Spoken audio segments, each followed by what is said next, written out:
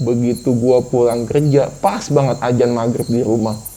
Begitu gua buka pintu, itu istri gua tuh lagi duduk senderan di tembok, diem, kepalanya tuh ke bawah gini. Gua assalamualaikum nggak dijawab sama dia. Dia tuh kayak orang kesurupan, diem. Akhirnya gua takut.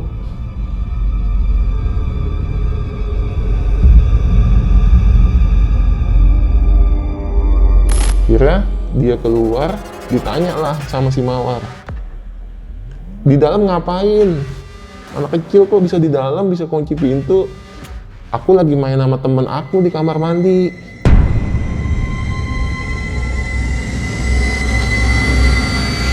Jadi karena posisinya di situ gua nggak ada tabungan, istri juga mau melahirkan, gua nggak ada persiapan.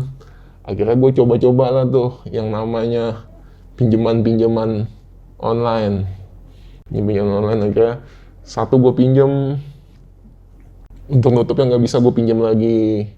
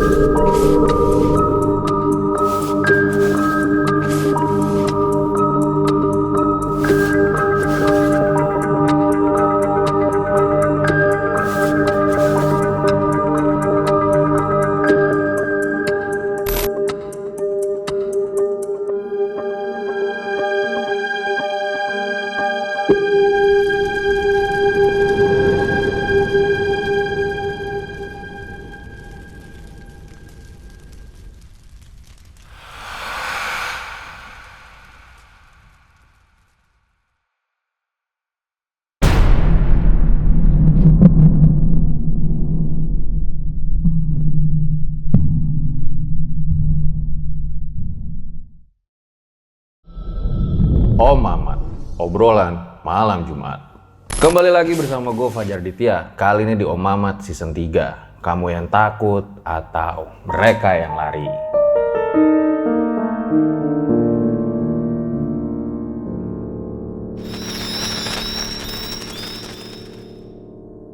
Jadi malam Jumat itu waktunya sama narasumber. Nah, pada kali ini ada episode spesial ya, dimana narasumber kita itu udah berbesar hati ingin menceritakan pengalamannya buat kalian semua. Jadi dia ini terlilit hutang yang sangat besar bagi dirinya, bahkan sampai dengan hari ini. Di sini gue paling males ya setting-settingan karena emang RJ5 nggak pernah ada settingan. Jadi memang narasumbernya minta identitasnya itu dirahasiakan karena memang ini kan cukup sensitif. Jadi kita hargai dan teman-teman bisa ambil pelajaran aja nanti dari pengalamannya. Selamat malam Mr. X. Selamat malam Bang Fajar. Jadi total utangnya itu dari awal sampai dengan hari ini berapa ya? Sekitar 170-an. 170 juta. Betul. Dan sampai hari ini masih belum lunas. Belum. Dan katanya di tengah-tengah pembayaran utang itu sempat mengalami kejadian yang horor banget ya di kontrakan. Betul. Apa yang dirasakan Bang? Udah dikejar-kejar utang, ngalamin kejadian horor juga lagi? Kalau untuk saya rasakan sih, wah itu udah campur aduk, ya kan? Sampai yang kita digoda sama yang berwujud, sampai yang nggak digoda, sampai yang nggak yang berwujud juga. Pokoknya udah campur aduk lah, segala macem. Dari yang mulai hutang, sampai makhluk halus, itu semuanya saya rasakan semua. Gitu. Oke, jadi memang mungkin bagi kalian yang berpendapatan besar mungkin angka segitu nggak ada apa-apanya ya. Iya, Tapi betul. kan kadang kemampuan orang itu kan beda-beda ya. Betul. Dan itu bahkan sampai hari ini membuat Mr. X ini cukup kesulitan ya. Kesulitan. dari pendapatannya untuk melunasi itu ya. Betul. Oke, baik, ditahan dulu ceritanya. Nah, sebelum gue lanjutin, kayak biasa, dukung terus konten-konten RJ5 dengan cara subscribe, like, comment, share yang banyak, biar kita makin semangat bikin videonya. So, gue rasa langsung aja, berikut adalah ceritanya.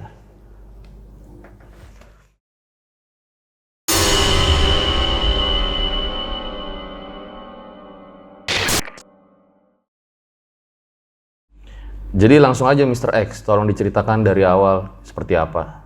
Oke. Pengalaman yang gue alami dari awal itu sekitar tahun 2018.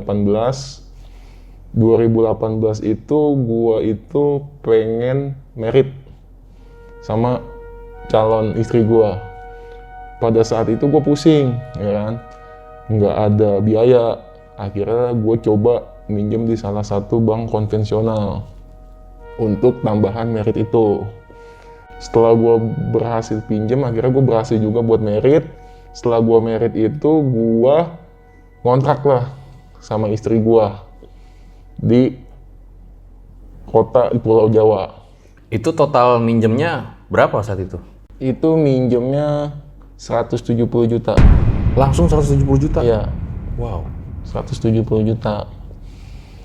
Setelah gue ngontrak, akhirnya masuklah nih ke mistis-mistis yang gue rasain di dalam kontrakan itu. Yang pertama itu sekitar gue 1 bulan itu gue nggak ada masalah tuh di kontrakan itu. Nggak ada sama sekali yang namanya gue takut atau gimana. Semenjak 1 bulan itu udah berlalu, akhirnya istri gue hamil, terus mulailah tuh istri gue diganggu-ganggu. Itu lu ngontrak berdua doang? Berdua doang. Di sampingnya ada yang ngontrak juga apa gimana? Ada, jadi semua itu pendatang semua, ya kan. Jadi kontrakan gua itu tipenya model gini, kayak di depan itu teras, ruang tamu, kamar sama dapur. Jadi 4 petaknya gitu.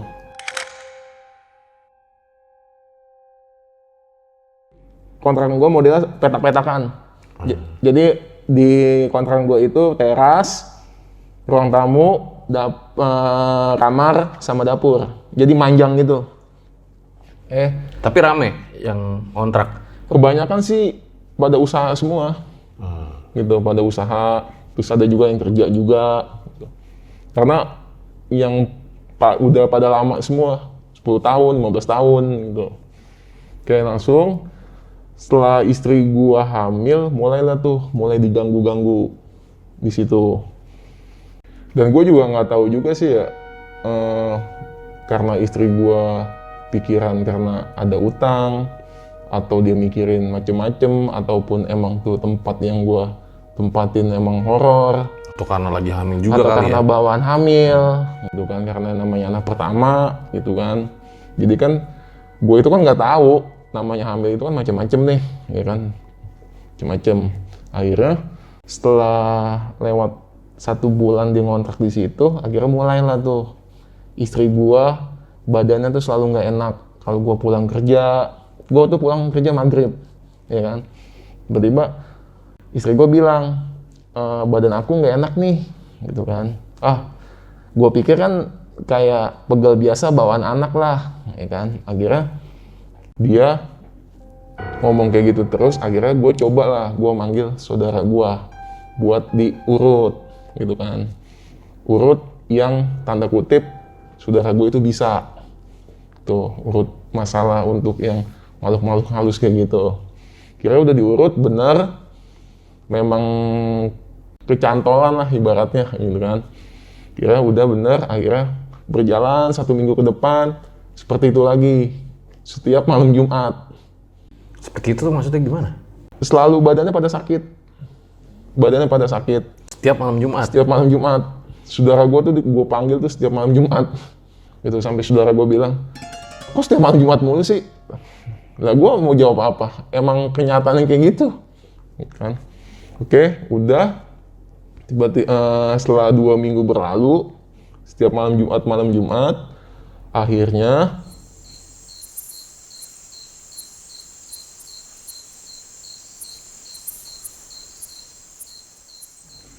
Setelah 2 minggu, setiap malam Jumat, itu udah berlalu. Akhirnya malam Jumat yang ketiga, begitu gua pulang kerja, pas banget azan maghrib di rumah. Begitu gua buka pintu, itu istri gua tuh lagi duduk senderan di tembok, diem, kepalanya tuh ke bawah gini. Gua assalamualaikum nggak dijawab sama dia. Dia tuh kayak orang kesurupan, diem. Akhirnya gua takut. Gua tutup pintu lagi, gua duduk di teras. Akhirnya gua nelpon saudara gua lagi nih, Om Bram, untuk gua suruh datang ke kontrakan gua. Dan akhirnya dia bisa datang itu sekitar jam 9, sedangkan gua nyampe itu jam 6 maghrib. Akhirnya mau nggak mau 3 jam itu gua tunggu di teras kontrakan gua, sedangkan istri gua tuh lagi duduk senderan di tembok di ruang tamu. Saking gua nggak beraninya, 3 jam itu istri gua diemin. Takutnya gua diapa-apain, ya gua tunggu saudara gua Om Bram sampai. Karena emang serem banget ya, dia begini aja ya. Iya, ditanya. Lu panggil-panggil diem doang. Ditanya tuh diem aja. Sampai gua assalamualaikum aja nggak dijawab sama dia. Hawanya yang lu rasain gimana Hawanya tuh beda Saat itu. saat itu tuh. Dan gue juga nggak berani ke tetangga gue, takutnya nanti rame segala macem, nanti gue nimbulin fitnah segala macem, dan nggak enak juga sama yang punya kontrakan. Akhirnya gue nunggu saudara gue Om Bram itu datang. Setibanya Om Bram datang itu sekitar jam 9 bener, sampai kontrakan gue jam 9. Akhirnya mulai ada tuh dipegang, diurut segala macem, itu sampai keluar-keluarnya itu, selesainya itu jam 12. Pada saat itu istri gue benar-benar kesurupan, jadi kayak orang kedinginan gitu, sampai dia ngerasa ngerintih terus kedinginan, tolong gitu. Akhirnya dipegang, diurut sampai jam 12 malam baru selesai. Bayangin dari jam 9 sampai jam 12. Merintih terus tuh selama Itu ngerintih 3 terus jam itu. pada saat dipegang, pada saat diurut itu. Sampai saudara gue Om Bram tuh sampai gimana, sampai keringetan, ya kan, namanya biasanya ngurut yang begituan paling lama 1 jam, ini 3 jam gitu. Gua tanya sama saudara gua, ini kok bisa kayak gini gitu, sebelumnya kok cuma sebentar aja gitu. Akhirnya gue tanya lagi, ini masih yang kayak kemarin orangnya gitu. Kata saudara gua, banyak-banyak baca-baca atau ibadah aja gitu, sholat jangan sampai putus gitu. Oke, dari situ. tapi dibilang nggak saat itu sosoknya apa yang ngerasukin istri lu? Sosoknya tuh perempuan, rambutnya panjang, itu sosoknya. Dari yang mulai dari pertama, kedua, sampai ketiga ini. Yang berturut-turut malam Jumat. Betul. Disebut nggak di mana? Itu dia nggak nyebut. Dia nggak nyebut. Pokoknya dia cuma bilang, ini sama yang kayak kemarin, kata dia gitu kan. Cewek, rambutnya panjang. Akhirnya, saudara gua udah pulang, akhirnya gua tanya sama istri gua udah sadar tuh, gua tanya, itu kenapa sih tadi, sadar gak? Gitu kan.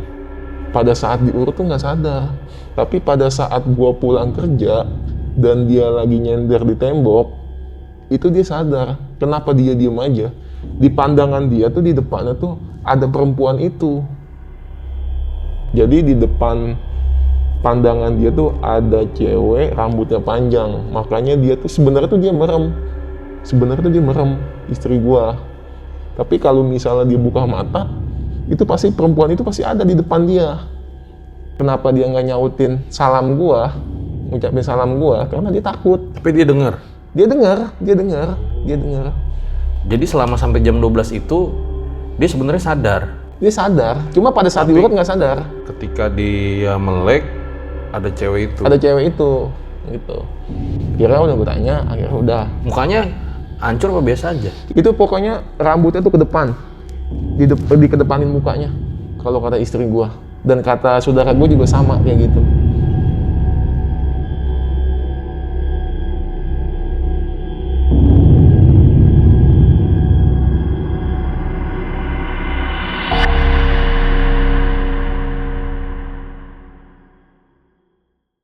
Buat kalian yang punya pengalaman horor nyata, bisa kirim cerita kalian ke email RJ5 atau DM Instagram RJ5.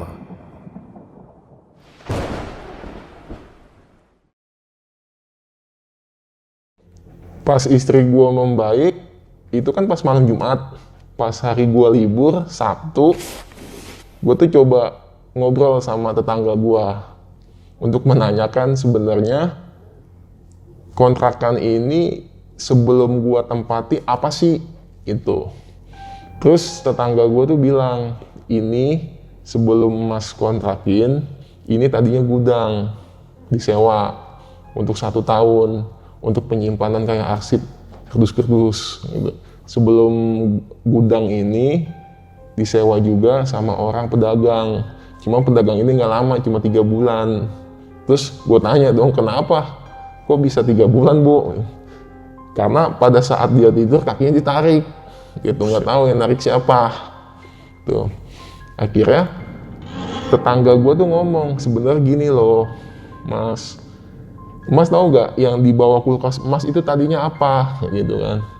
Emang apa, Bu? Itu tadinya sumur. Pada saat ngebangun kontrakan itu sumur tua. Itu pada saat ngebangun kontrakan itu sumurnya ditutup itu izin atau enggak gitu. Jadi kan ada sumur, jadi gini posisinya. Kulkas gua itu tadinya sumur, cuma di semen sama yang punya kontrakan gitu. Ditutup gitu aja. Nah, yang tetangga gue bilang nggak tahu yang punya kontrakan misi-misi apa enggak, numpang-numpang apa enggak buat nutup tuh sumur gitu. Setelah tetangga gue cerita kayak gitu, barulah gue, oh jadi ceritanya kayak gitu. Oke. Keesokan harinya, pada saat hari Minggu, saudara gue si Mawar itu datang main ke kontrakan gue, pengen tahu. Dia langsung ke kamar mandi. Setelah balik ke kamar mandi, dia langsung bisik-bisik ke gua. Posisinya gua itu lagi di teras, lagi ngerokok. Dia tanya, ini yang di bawah kulkas dulunya sumur ya? Lah gua langsung spontan langsung bengong. Kok saudara gua yang baru pertama kali main, tiba-tiba kok tahu di bawah kulkas itu ada sumur? Nah ternyata dia itu bisa ngelihat yang begitu-gituan, makhluk-makhluk Yang gaib-gaib lah. yang gaib-gaib dia bisa ngelihat. Dan gue juga awalnya juga nggak tahu kalau dia bisa ngelihat kayak gitu-gituan. Setelah dia cerita ke gue, baru udah tuh gue langsung percaya. Karena posisinya gini, dia itu pertama kali main kontrakan gue, main ke kamar mandi, tiba-tiba dia keluar, tiba-tiba bisik-bisikin gue di bawah kulkas itu bekas sumur. Padahal nggak ada yang ngasih tahu. Padahal nggak ada yang ngasih tahu. Lu sama bini lu nggak ngasih tahu. Dan dia itu baru tahu itu kalau gue ngontrak di situ. Jadi nggak ada yang tahu. Tuh. Akhirnya gue tanya, iya nih, Mawar. Terus solusi gue apa nih? Gitu kan. Gue ngeliat di samping kulkas tuh ada kayak makhluk gede, hitam tinggi. Gitu. Kata si Mawar. Terus solusi gue gimana? Coba punya bangle gak? Bangle itu semacam kayak tanaman jahe. Bangle terus sama garam kotak, garam dapur. Tapi kalau garam dapur kan posisinya halus tuh, yang udah bubuk, yang udah dihancurin. Kalau ini bener-bener kotak. Akhirnya gue bilang dong, gue nggak tahu gue, gitu kan. Coba beli di pasar, gitu, di tukang kembang, gitu kan. Oke, akhirnya gue berangkat tuh ke pasar, beli itu garam sama bangle. Akhirnya ini diapain? Setelah gue balik lagi, akhirnya tuh bangle itu diparut sama digabungin sama garam. Terus bangle sama garam itu ditaburin ke sekeliling kulkas itu. Tuh. Setelah ditaburin garam sama bangle itu di area kulkas itu, akhirnya gue sih percaya nggak percaya ya, karena tuh katanya mitos orang zaman dulu, makhluk-makhluk halus tuh takut sama bangle katanya, sama garam. Oke. Setelah saudara gue si Mawar pulang, Akhirnya itu gue nggak kejadian apa-apa lagi di situ. Keesokan harinya gue ngundang temen-temen rumah gue untuk main ke kontrakan. Pengen tahu kontrakan gue di mana sih, kayak apa sih gitu. Berapa orang? Ada sekitar 10 orangan. Pada saat itu malam minggu. Jadi Sabtu siangnya itu gua udah ke kontrakan duluan. Sama nyokap gua, sama istri gua. Untuk mempersiapkan itu semua. Akhirnya pada saat gua buka pintu nih. Buka pintu karena kan posisinya gua balik dulu ke rumah nyokap gua. Buat gua ke kontrakan. Gua jemput nyokap gua dulu. Pada saat gua buka pintu, gua assalamualaikum.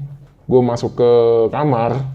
Itu posisi kasur kan spring bed, kayak ada orang yang dudukin, tiba-tiba pas begitu gue masuk, kayak orang bangun, gitu. Kan spring bed tuh kalau misal didudukin kan bunyi, kan pas begitu dia bangun kan, kita bangun kan, dia langsung balik lagi kan, gitu.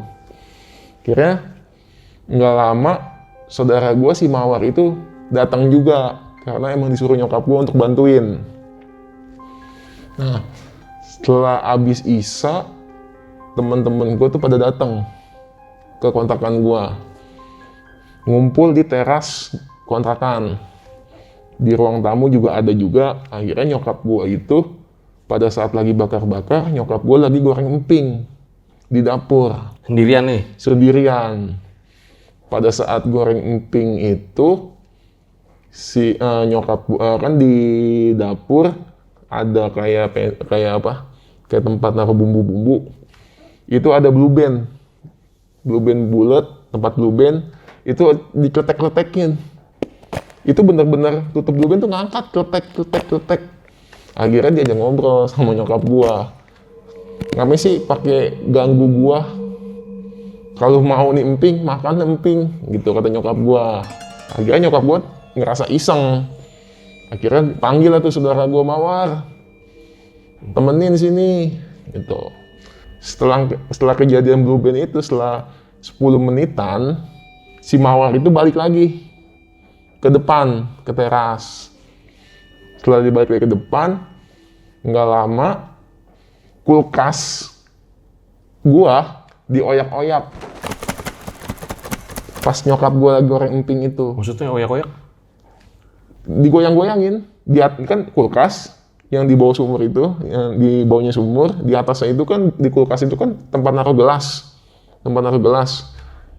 Itu benar-benar dioyak, jadi itu kedengeran suara gelas, itu. Itu nggak ada orang, kulkasnya gerak sendiri tuh? Bener, nyokap gua tuh lagi goreng emping, posisinya di sana kulkas, di sini nyokap gua lagi goreng emping. Akhirnya begitu nyokap gua denger itu dan ngelihat sendiri, dia akhirnya langsung lari ke teras. Itu gua itu dengar di situ. Teman-teman gue juga pada denger. Itu siapa yang goyang-goyangin kulkas? Itu.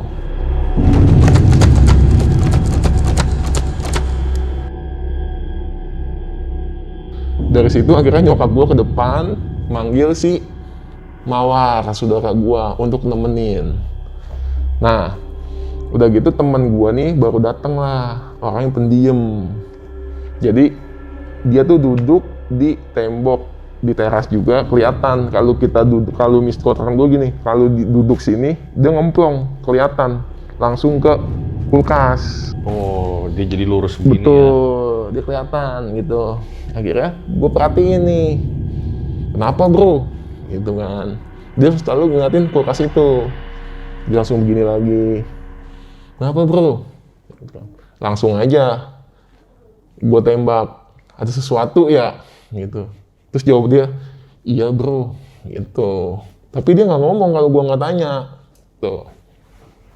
Dan akhirnya setelah kejadian itu, si saudara gue, si Mawar ini, sama Om Bram ini, untuk ngecek lah tuh ke dapur. Di malam itu juga? Di malam itu juga. Jadi datang tuh Om Bram? Datang Om Bram. Akhirnya bagle yang kemarin dibeli di pasar itu kan masih ada. Akhirnya diparutin lagi. Sama dihancurin lagi tuh garam yang kotak. Ya kan? Akhirnya dia kolaborasi tuh. Si Om Bram sama si Mawar untuk ngusir tuh makhluk halus. Disebut nggak sosoknya apa? Ini sosok yang di samping kulkas itu tinggi gede hitam. Itu, tinggi gede hitam. Tinggi gede hitam. Setelah dia kolaborasi, jadi si Mawar itu yang ngasih tahu posisi dia ada di mana. Karena si Om Bram itu nggak bisa ngelihat wujud dia posisinya ada di mana. Jadi Om Bram itu bisa ngusir, cuma dia nggak bisa ngelihat. Pijit tadi. Dia bisa merasakan, tapi dia nggak bisa ngelihat bentuk. Kalau si Mawar, dia bisa ngelihat, Tapi nggak bisa ngusir. nggak bisa ngusir. Oh. Gitu. Jadi posisinya di sini Om Bram, baru dia ngusir. Fungsinya diapain? Kayak nyakar-nyakar gitu. Gitu, ke tembok. Gitu. Setelah dia ngusir, akhirnya ditawarin minum sama nyokap gua. Dia minta kopi hitam, Om Bram itu. Itu air masih panas, kopi hitam baru diaduk, langsung diminum. Om Bram. Sakti juga ya? Sakti juga. Oke. Itu makanya kejadian itu horor juga sih menurut gua. Karena posisinya di situ aja, keadaan lagi, teman-teman gua lagi banyak, lagi pada ngumpul. Sedangkan di dapur tuh ada nyokap gua. Itu dari Blue Band yang kebuka ketutup sendiri aja tuh udah serem banget. Udah serem, apalagi kulkas digoyang-goyangin. Itu nyata banget loh, Blue Band sampai dibuka tutupnya kletek. Itu kan Blue Band kan tutupnya dari plastik. Kletek. Tuh. Akhirnya temen gua tuh balik tuh. Nggak nyampe subuh balik. Karena takut ya? Karena takut. Akhirnya kan gua tinggal sama nyokap gua. Saudara gua Mawar balik, Om Bram juga balik. Akhirnya tinggal gua, istri gua sama nyokap gua bertiga. Akhirnya sepanjang malam tuh gua nggak bisa tidur. Akhirnya gue juga mikirin kok jadi kayak gini. Akhirnya gue capek juga ngerasa kok setiap malam kok gue dikejar-kejar, dihantuin kayak gini. Terus salah gue apaan? Padahal di sini juga gue nggak macem-macem. Gitu.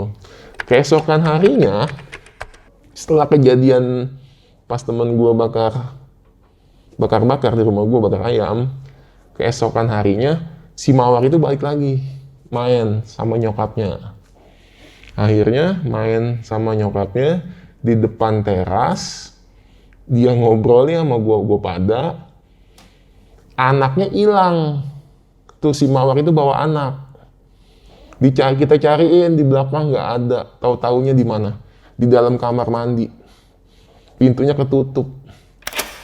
Akhirnya digedor-gedor kamar mandinya. Akhirnya dibuka pintu kamar mandi. Kekunci kamar mandinya? Itu yang kunci anaknya itu. Buset. Anak usia umur 5 tahunan. Kuncinya tinggi padahal? Kuncinya tinggi. Tahu kan pintu kamar mandi dari plastik tinggal gitu doang. Kira dia keluar, ditanya lah sama si Mawar. Di dalam ngapain? Anak kecil kok bisa di dalam, bisa kunci pintu. Aku lagi main sama temen aku di kamar mandi. Gitu. Akhirnya keluar dah tuh, diajak keluar.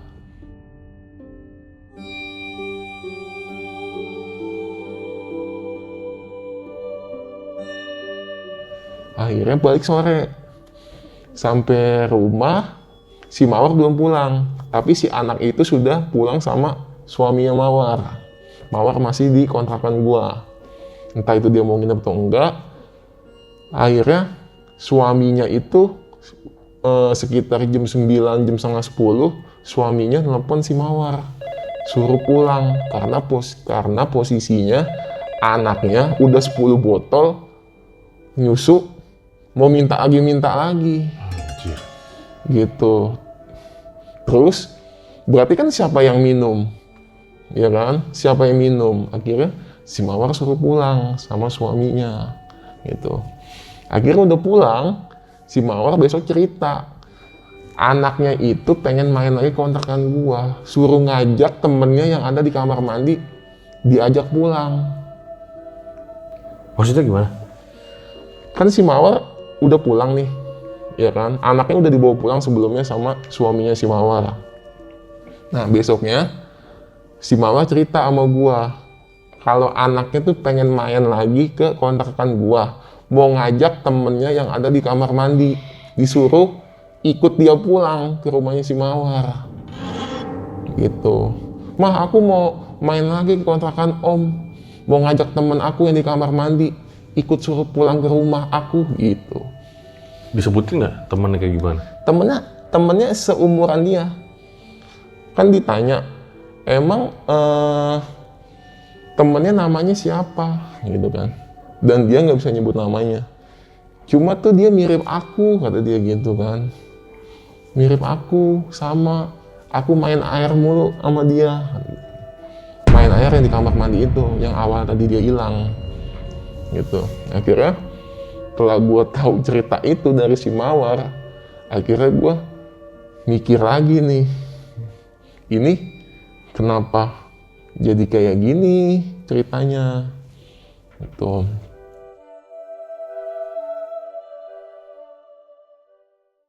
Buat kalian yang punya pengalaman horor nyata, bisa kirim cerita kalian ke email rj5 atau DM Instagram rj5.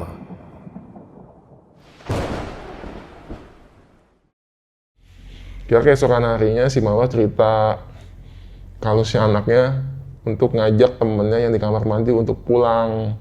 Anaknya tuh nangis. Pada saat itu gue ketemu Mawar tuh. Mawar main lagi ke rumah gue, cuma nggak ngajak anaknya. Kira main biasa, dia ngobrol biasa, udah kayaknya ada yang nggak beres nih di kontrakan ini, kata si Mawar gitu. Oke. Akhirnya gue coba nanya lagi nih sama tetangga gue yang di sekitaran situ. Nah ternyata tetangga gue tuh sebenarnya tuh di sekeliling itu sebenarnya punya kejadian aneh juga. Akhirnya cerita tuh satu persatu. Saya awalnya dulu kayak gini mas, saya dulu awalnya kayak gini mas, pernah juga kayak gini. Gimana tuh? Contoh, dia itu kan pedagang ibunya, dia tinggal sama ibu sama anaknya aja berdua, suaminya itu di kampung. Pada saat ibunya pulang ke rumah, itu posisinya anaknya udah pulang sekolah, lagi tidur di kasur. Pada saat ibunya pulang, kan dia dagang nih. Pada saat dia pulang, itu anaknya udah di kasur, masih pakai baju sekolah. Pada saat dia ke dapur, dia masak, tiba-tiba ada yang ngucapin salam, assalamualaikum bu, assalamualaikum bu. Itu ternyata anaknya baru pulang. Yang di kasur itu siapa? Gitu. Yang di kasur itu siapa? Nah, akhirnya ibunya kaget. Nah, satu-satu persatu tuh orang tetangga gua pada cerita kayak gitu. Berarti emang nih sekitar lingkungan kontrakan gua emang serem juga, horor juga. Gitu. Mungkin yang mereka yang awal-awalnya kayak gitu, mungkin udah terbiasa kesini-sininya. Kalau gua kan nggak bisa karena posisi istri gua lagi hamil. Gitu. Dan ditinggal sendirian lagi? Ditinggal sendiri, kalau gua kerja dia sendirian. Kalau misal sampai gua minta tolong sama tetangga gua. Sebelum gua berangkat kerja, gua minta tolong. Bu, tolong liatin istri saya ya, kalau kenapa-napa telepon saya aja. Sampai gua kasih nomor gua ke tetangga gua, karena kan posisinya nggak ada lagi selain tetangga gua, siapa lagi yang bisa nolongin gua. Gitu. Dan akhirnya gua bilang juga, itu kok kalau malam itu kenapa sih ya sering bunyi macan? Itu dia lapar atau kayak gimana bu? Gitu. Jadi kayak ada suara macan. Hah? Macan? Macan bener. Jadi ada kandang macan gitu di... Ada kandang macan di situ. Oh, ada yang melihara macan? Ada merah macan. Di dekat kontrakan lu? Betul. Anjay. Itu posisi bunyinya itu sekitar tengah malam dah, setengah 1, jam 2 itu kan gue belum tidur tuh. Gue tanya, itu awal-awalnya sih dibilangnya lapar mas, lapar gitu kan. Tapi yang satu lagi tetangga gue ngomong, itu digangguin mas sama makhluk halus. Kalau lapar nggak mungkin lah, masa malam-malam lapar. Suaranya gimana emang? Bunyi suara macan, Ngaum gitu? ngaung, Kenceng banget dong. kenceng. Gitu. Makanya semakin horor. Kayaknya gue udah nggak betah nih tinggal di sini, gitu kan. Sampai suatu ketika nih gue udah nggak nempatin kontrakan itu selama 1 minggu. Gue pulang ke rumah nyokap gue. Gue ajak istri gue. Kayaknya udah nggak beres nih kontrakan, gitu kan. Akhirnya gue pulang 1 minggu. Gue balik lagi tuh. Gue cuma ngambil TV doang, TV yang dikontrakan. Gue balik, gue ngajak temen gue. Gue balik, gue assalamualaikum. Begitu gue masuk kamar, itu posisi sama kayak yang awal. Begitu gue masuk, tuh kasur gue tuh kayak ada yang dudukin, terus balik lagi, gitu. Kira udah, gue ngambil TV sama temen gue balik lagi ke rumah. Nah besok paginya nih, itu badan gue jadi kagak enak, kayak orang pegel banget, kayak orang kecapean. Beratnya pokoknya kayak orang kerja pegel banget lah. Akhirnya gue kerja, minta pijitin sama OB gue. Saking pegelnya akhirnya gue nggak kuat, gue izin balik. Emang serba salah juga ya Serba di posisi salah, lu. betul. Karena kan lu butuh kerja juga buat lunasin utang juga kan, Iya, sama betul. bayar kontrakan Betul, juga kan. betul. Dan akhirnya, Tambah mau hamil lagi, iya, mau melahirkan. melahirkan. Akhirnya gue balik ke rumah gue izin dan kerja. Akhirnya gue manggil si Om Bram itu untuk mijitin gue. Nah, setelah gue pulang dan gue dipijit sama si Om Bram itu Di rumah nih? di rumah Nyokap? di rumah nyokap. Akhirnya si Om Bram itu kesurupan.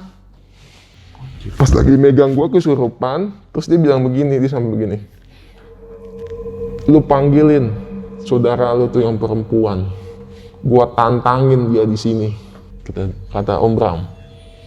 Dia nusuk gua dari belakang, gua dari depan. Si Om Bram itu. Maksudnya nusuk? Maksudnya, inget kan yang awal yang saudara gua si Mawar itu ngasih bangle? Oh itu dia marah. Itu dia marah. Lu nusuk gua dari belakang, gua dari depan. Nah, akhirnya kenapa badan gua enak banget?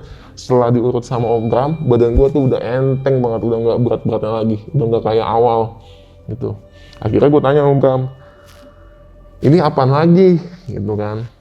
Ini yang itu bro, yang waktu itu yang gue sama si Mawar lemparin bangle, yang pada saat yang teman-teman pada main bakar-bakar.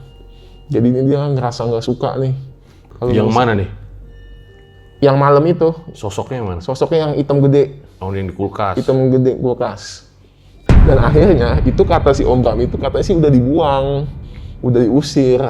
Akhirnya Om Bram balik lagi ke kontrakan, sengaja gua ajak, gitu kan? Sengaja gua ajak. Akhirnya ketemu sama Mawar lagi, sengaja gua kabarin lagi supaya datang lagi. Kolab. Cuma pada saat itu siang, karena gue nggak berani malam. Pada saat itu si Mawar bilang ke Om Bram, ini masih ada, katanya, ini masih ada di sekitar kulkas lagi. Kan kata si Om Bram itu kan katanya udah dibuang. Pada saat itu si Mawar juga bilang katanya, iya udah nggak ada, udah pergi. Pada saat kan itu kan 1 minggu kan gue nggak tempatin. Pada saat gue balik lagi ke situ sama Om Bram, terus sama si Mawar juga, si Mawar masih ngelihat si makhluk itu masih ada. Kayak gimana sih jelasannya tuh? Katanya sih tinggi gede, hitam, pokoknya jahat. Katanya. Kalau yang perempuan yang sering kali masukin ke tubuh istri gua, itu sih dia nggak terlalu sama yang anak kecil yang di kamar mandi itu. Nggak terlalu jahat maksudnya? Nggak terlalu jahat. Katanya, sepengetahuan si Mawar itu. Cuma yang hitam ini, mungkin karena dia posisinya rumah dia ini di sumur tuh, ditutup kali mungkin sama yang punya kontrakan. gitu. Akhirnya gue rembuk-rembuk sama nyokap gue, kayaknya gue nggak bisa nih tinggal di sini gitu kan. Akhirnya setelah 6 bulan berlalu nih gue tinggal di situ, itu gue paling lama 6 bulan untuk posisi orang ya yang ngontrak situ. Kan sebelumnya kan gudang, sebelumnya lagi kan Cuma 3 bulan. cuma 3 bulan, yang paling lama gue 6 bulan. Itu juga karena kepepet mungkin ya? Itu karena kepepet. Namanya lu berkeluarga, nggak mungkin dong lu satu atap sama mertua ataupun sama orang tua lu, kan ibaratnya nggak enak gitu kan. Mau nggak mau kan pasti ya udahlah mending kontrak aja lah. Dan kalau pindahan kan biaya lagi ya? Kalau pindahan itu kan biaya lagi buat transport, buat ngangkut-ngangkutinnya, buat nyuruh ngangkut-ngangkutinnya. Makanya itu lo sampai 6 bulan mikirin itu juga. Itu akhirnya setelah gue balik, gue putusin nih. Akhirnya gue ditanya nih sama yang punya kontrakan, kenapa mas, kok baru 6 bulan udah mau pindah lagi gitu kan. Nggak apa-apa bu, gue bilang kayak gitu. Gue nggak mau bilang kalau kontrak itu ada setannya. Mungkin yang punya kontrakan mungkin udah tahu, pasti dong, karena kan posisinya sebelum gue ada lagi nih, baru 3 bulan kok pindah ya kan. Setelah itu gue masuk 6 bulan, berarti kan posisinya berasa dong tuh yang punya kontrakan, kenapa nih yang pada ngontrak di tempat gue kok pada pindah gitu.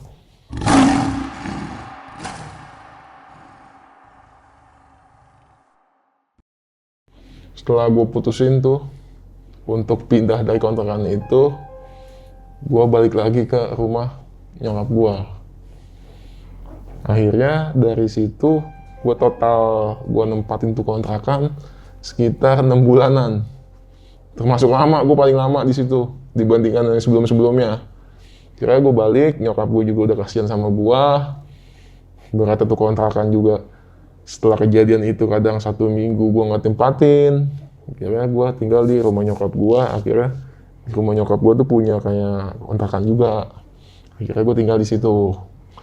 Nah akhirnya pas gue tinggal di situ, yang gue alami tuh makhluk, bener-bener makhluk nih, makhluk nyata, bukan makhluk halus lagi. Jadi karena posisinya di situ gue nggak ada tabungan, istri juga mau melahirkan, gue nggak ada persiapan. Akhirnya gue coba-coba lah tuh yang namanya pinjaman online. Pinjaman online akhirnya satu gue pinjem, untuk nutup yang nggak bisa gue pinjam lagi. Jadi untuk untuk nutup 2 aplikasi, untuk nutup 1 aplikasi harus minjem 2 aplikasi gitu. Jadi semakin, menurut gue semakin kacau lah hidup gue tuh, karena posisi sebenarnya sih gue nggak mau, karena udah kepepet gitu kan. Waktu itu kan belum sampai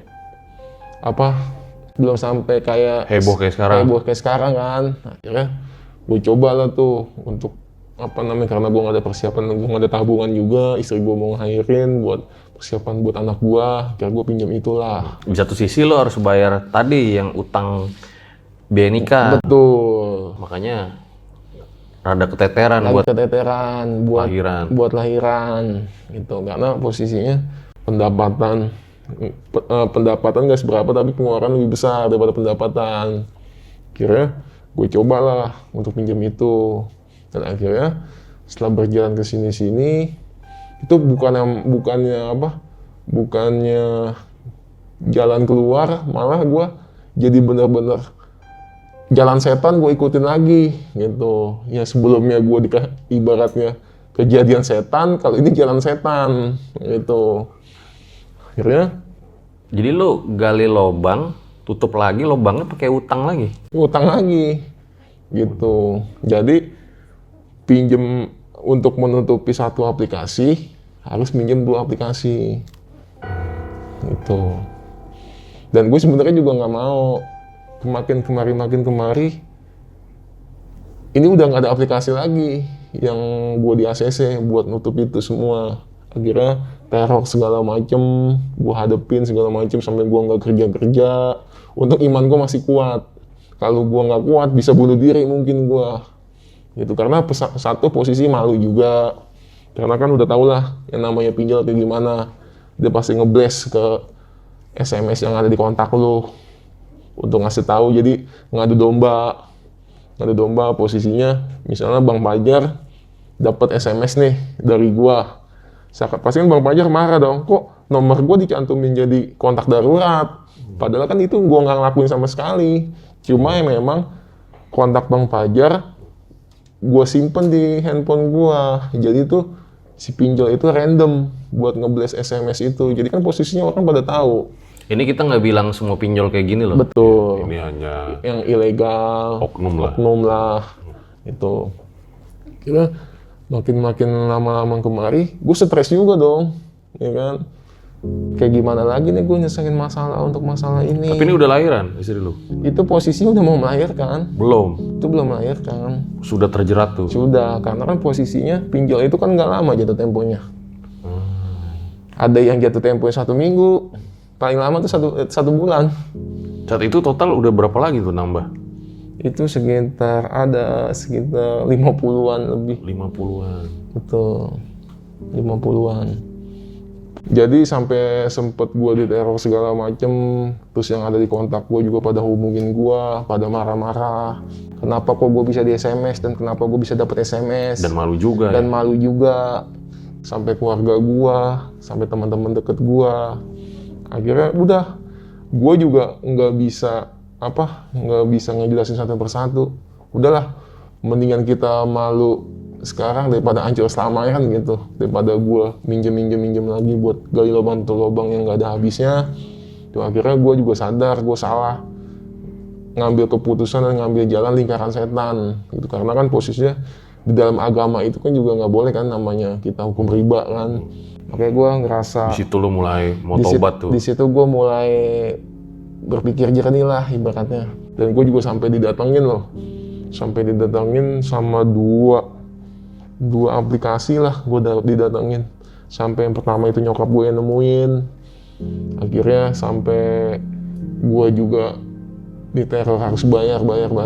Akhirnya dari situ gue udah mulai, udahlah ini bakalan gue lepasin, tapi gue punya niat buat ngebayarin kalau misalnya gue ada rezeki, dan gue pasti bakalan ngebayar satu persatu gue selesain gitu. Tapi akhirnya lahirannya aman. Lahirannya untuk anak gue aman, alhamdulillah. Anak gue juga sehat, segala macem gitu. Sebenarnya sih gue minjem itu karena posisinya karena kepepet, ya kan.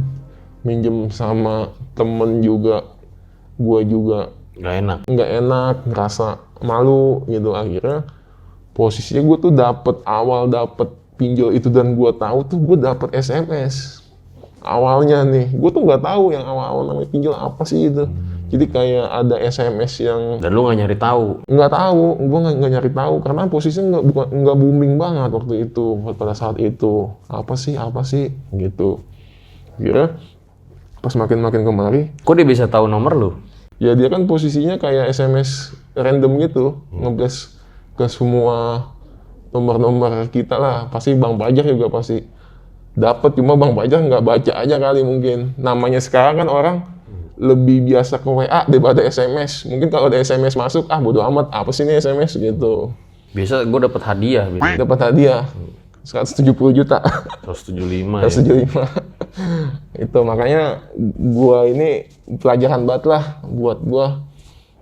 Ibaratnya kita tuh nggak ada yang instan gitu maksudnya. Walaupun kita ngutang itu ya pasti kita bakalan ditagih. Gitu. Nggak di dunia dong, di akhirat juga kan gitu. Dan sampai hari ini lo masih terjerat hutang itu. Masih Dan jumlahnya masih banyak. banyak. Makanya Jadi total selama 3 tahun ini lu masih terus berada di lingkaran hutang itu. betul. Cuma gua nggak ngelakuin yang namanya lingkaran setan lagi. Ya udah, utang gua segitu, ya udah. Harus gua hadepin. Nggak harus nyari jalan keluar secara instan gitu. Yang harus minjam lagi buat nutup ini. Ternyata tuh pinjol itu cara kerjanya seperti itu.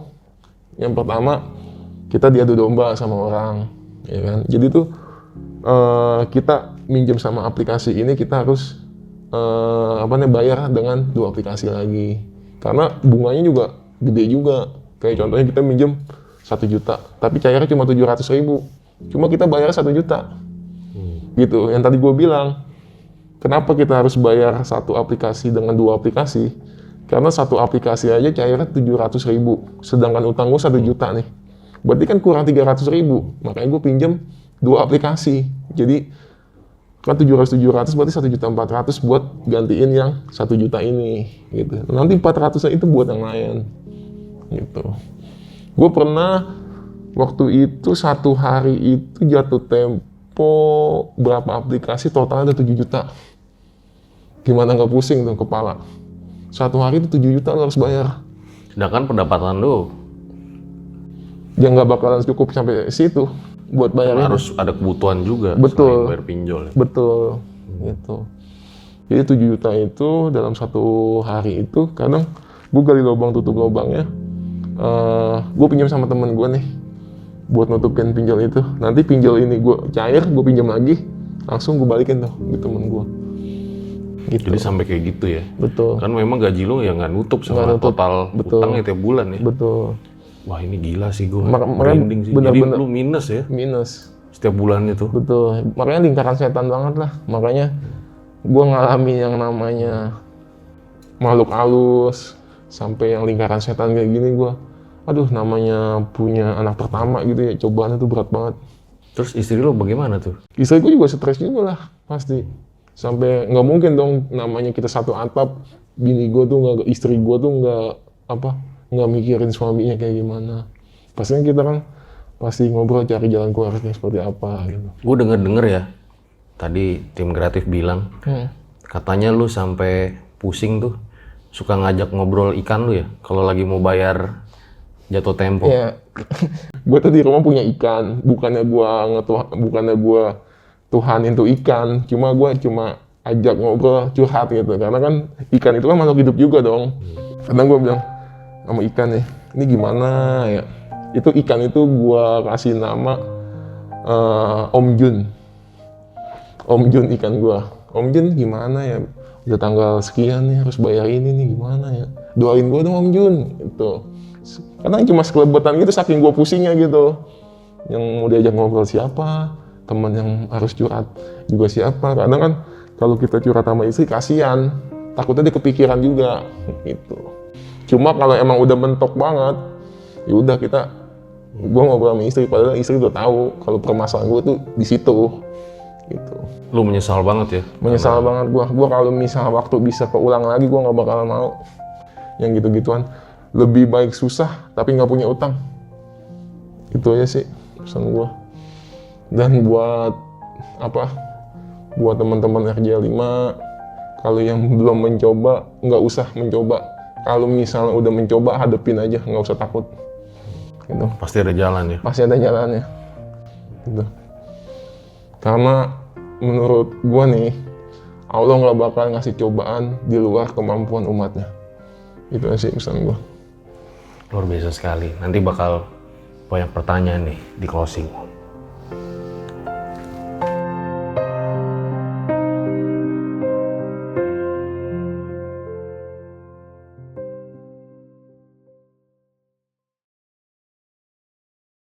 Itu dia guys, sebuah kisah luar biasa dari Mr. X, di mana kita banyak bisa dapat pelajaran dari apa yang dibagikan. Dan juga gue sangat mengapresiasi ya kalau Mr. X ini mau membagikan kisahnya sama kita. Jadi total yang harus dibayar sampai hari ini ada berapa Mr. X? 100 juta. Tinggal 100 juta lagi. Betul. Dan total yang udah dibayar tuh dari awal 70. 70. Betul. Barangkali ada yang ingin membantu mungkin nanti ya. Ya mudah-mudahan. Siapa amin. tahu gitu kan. Siapa tahu. Ada yang kelebihan duit atau gimana, nanti bisa banget ya. Kontak aja di sinilah nanti nih sama si Jaeng. Karena emang ini kita bener-bener nggak settingan ya. Betul. Kalau misalnya bisa dikasih, unjukin aja semua bon-bonnya kali ya. Nah, Mr. X, keluarga berarti udah pada tahu dong masalah utang yang sangat gede ini. Udah. Akhirnya saking pas gue udah gak kuat lagi, akhirnya gue bilang tuh sama keluarga gue. Gitu. Saking gue gak kuatnya. Tanggapannya apa? Ya marah lah, pasti marah lah. Dipikir tuh utangnya tuh paling cuma 10 juta, 15 juta, ternyata kan sampai puluhan juta. Ratusan bahkan. Ratusan juta. Akhirnya keluarga juga kaget juga lah. Gitu. Harapannya berarti sekarang apa nih? Harapannya menjadi lebih baik lagi. Kalau kan dari awal kan udah gue bilang, lebih baik kita nggak ada utang. Lebih baik kita susah, tapi nggak punya utang. Jadi kita cuma mikirin buat sehari-harian aja, buat makan gimana. Kalau misalnya ada utang kan gimana cara bayar utang, sedangkan makan nggak dipikirin kan gitu.